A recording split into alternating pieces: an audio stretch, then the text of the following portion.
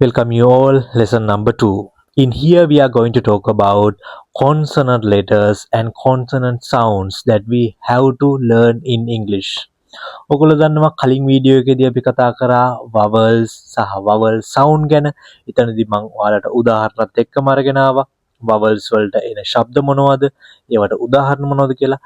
මෙතනදී අපි consonant letters මොනවද? consonant letters වල එන ශබ්ද මොනවද කියලා අද අපි ඉගෙන ගන්නවා.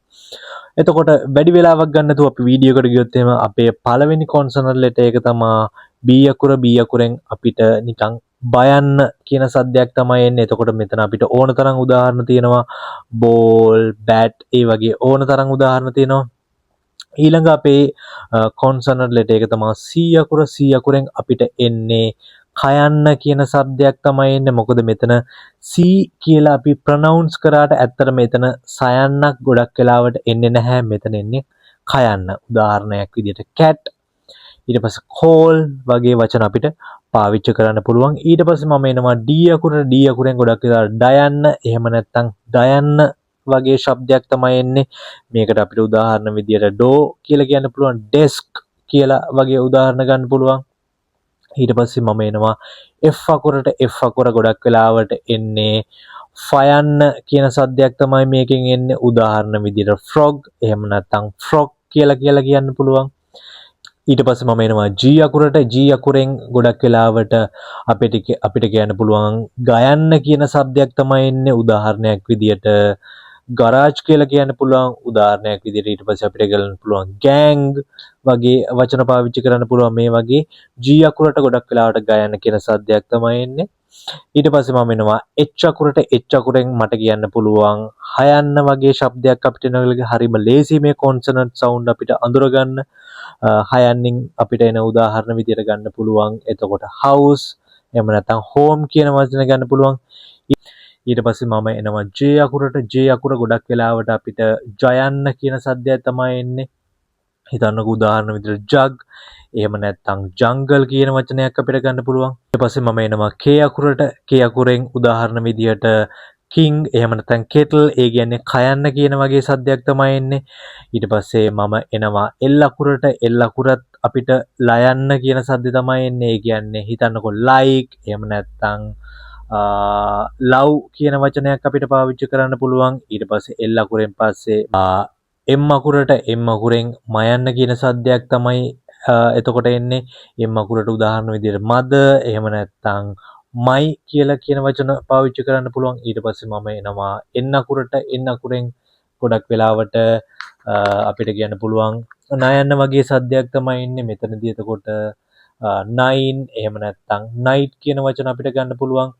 ඊට පස්සේ අපි ආවොත් එහෙම P අකුරට ගොඩක් වෙලාවට P අකුරෙන් පයන්න කියන සද්දයක් පයන්නෙන් එන ශබ්ද තමයි එන්නේ. එතකොට අපිට parrot, ඊට පස්සේ park කියන වචන ගන්න පුළුවන්. ඊට පස්සේ අපි බලමු දැන් Q අකුර ගොඩක් වෙලාවට අකුරු දෙකක එකතුවක් තමයි අපිට දැක ගන්න පුළුවන්. ඒ තමයි කයන්න, එහෙම නැත්නම් වයන්න. හිතන්නකෝ උදාහරණ විදිහට queen, quiet වගේ වචන උදාහරණ විදිහට ගන්න පුළුවන්. මොකද එතන එතකොට කයන්න වයන්න කියන දෙකේම එකතුවක් විදිහට තමයි අපිට ගන්න පුළුවන්. ඊට පස්සේ අකුර තමයි R අකුරෙන් ගොඩක් වෙලාවට රයන්න කියන සද්දයක් තමයි අපිට බලා ගන්න පුළුවන්.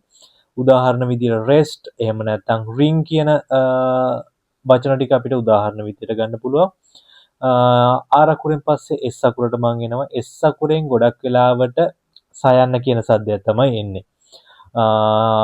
හිතන්නකෝ set, එහෙම නැත්නම් seminar කියන දේවල් අපිට උදාහරණ විදිහට ගන්න පුළුවන්. ඊට පස්සේ මම ඔයාලට කියලා දෙන්නම් T අකුර ගැන. T අකුරෙන් ගොඩක් වෙලාවට ටයන්න එක බැඳිලා තියෙන ශබ්ද තමයි එන්නේ. හිතන්නකෝ T අකුරෙන් test, එහෙම නැත්නම් temporary වගේ වචන ගන්න පුළුවන්. ඊට පස්සේ අපි ගියොත් එහෙම V අකුරෙන් වයන්න කියන ශබ්දය තමයි අපිට මූලිකව දැක ගන්න පුළුවන් වෙන්නේ. උදාහරණ විදිහට van, එහෙම නැත්නම් vase කියලා කියන්න පුළුවන්. ඊට පස්සේ අපිට තියෙන අකුර තමයි W අකුරත් මේ V අකුර වගේම වයන්නත් එක්ක තමයි ගොඩක් වෙලාවට යන්නේ. fall, එහෙම නැත්නම් අපිට කියන්න පුළුවන් walk කියන වචන උදාහරණ විදියට ගන්න පුළුවන්. x අකුරට එනවා. මේ x අකුරෙන් ඇත්තටම වචනයක් පටන් ගන්න බොහොම කලාතුරකින්. ගොඩක් වෙලාවට මේ x අකුර අපිට වචනයක මැදකදී තමයි දැක බලා ගන්න පුළුවන්. මෙතන මේ x අකුරෙන් එතකොට ගොඩක් වෙන ශබ්ද තමයි අල් කයන්න අල් සයන්න වගේ ඒ දෙකේ එකතුවක් තමයි ගන්න පුළුවන්. උදාහරණ විදිහට 6 එහෙම නැත්නම් fix කියන වචන අපිට ගන්න පුළුවන්. x අකුරෙන් අපි එහාට ගිහිල්ලා y අකුරට ආවොත් එහෙම y අකුරෙන් ගොඩක් වෙලාවට අපිට ඉගෙන ගන්න තියෙන යයන්න කියන සද්දයක්.